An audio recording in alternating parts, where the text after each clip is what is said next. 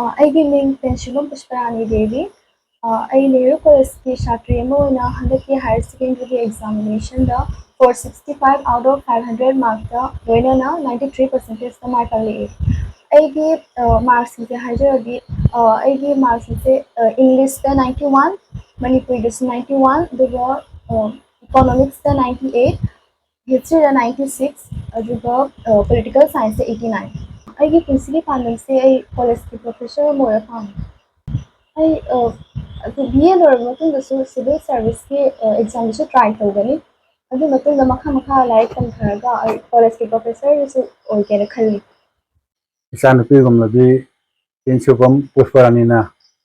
ꯍꯟꯗꯛꯀꯤ ꯍꯥꯌꯔ ꯁꯦꯀꯦꯟꯗꯔꯤꯒꯤ ꯔꯤꯖꯜꯗ ꯐꯖꯅ ꯄꯨꯔꯛꯄꯁꯤ ꯇꯥꯕꯗ ꯑꯩꯈꯣꯏ ꯄꯥꯎꯁꯤ ꯇꯥꯕ ꯈꯨꯗꯛꯇ ꯂꯥꯛꯇꯨꯅ ꯃꯥꯒꯤ ꯄꯔꯤꯈꯥ ꯄꯥꯁ ꯇꯧꯕ ꯑꯁꯤꯒꯤ ꯅꯨꯡꯉꯥꯏꯕ ꯐꯣꯡꯗꯣꯛꯄꯅꯤ ꯑꯗ ꯃꯥꯒꯤ ꯏꯃꯨꯡ ꯃꯅꯨꯡꯒꯤ ꯐꯤꯕꯝꯁꯦ ꯊꯣꯏꯗꯣꯛꯅꯗꯤ ꯐꯕ ꯃꯥꯟꯗꯦ ꯑꯗꯨꯅ ꯃꯥꯒꯤ ꯂꯥꯛꯀꯗꯧꯕ ꯄꯨꯟꯁꯤꯗ ꯑꯉꯥꯡ ꯑꯁꯤꯒꯤ ꯃꯥꯒꯤ ꯗꯤꯒ꯭ꯔꯤ ꯇꯝꯕ BAꯒꯤ ꯃꯇꯥꯡ ꯑꯁꯤꯗ ꯑꯩꯈꯣꯏꯅ ꯑꯩ ꯏꯁꯥꯃꯛ Barak Valley Meitei Conventionꯒꯤ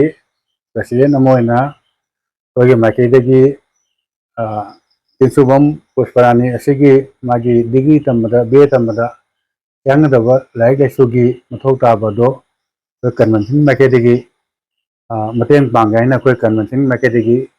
ngasi phongdokchari magi laik tambada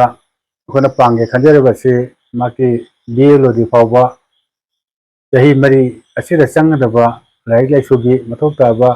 mateng ase koi convention makedegi panggaina khona lepnare ꯑꯩꯒꯤ ꯃꯤꯡ ꯂꯈꯤꯔꯥꯅꯤ ꯀꯧꯏ ꯑꯩꯒꯤ ꯏꯆꯥ ꯑꯍꯨꯝ ꯅꯨꯄꯥ ꯑꯃ ꯅꯨꯄꯤ ꯑꯅꯤ ꯏꯆꯥ ꯅꯨꯄꯤ ꯑꯇꯣꯝꯕꯤꯅꯤ ꯍꯟꯗꯛ ꯍꯥꯌꯔ ꯁꯦꯀꯦꯟꯗꯔꯤꯗ ꯄꯥꯁ ꯇꯧꯔꯛꯏꯁꯦ ꯃꯌꯥꯝꯅꯅꯦ ꯃꯥꯒꯤ ꯔꯤꯖꯜ ꯐꯖꯕꯒꯤꯗꯃꯛꯇ ꯃꯌꯥꯝꯅ ꯍꯪꯕ ꯂꯥꯛꯄꯁꯦ ꯑꯩ ꯌꯥꯝ ꯅꯨꯡꯉꯥꯏꯖꯩ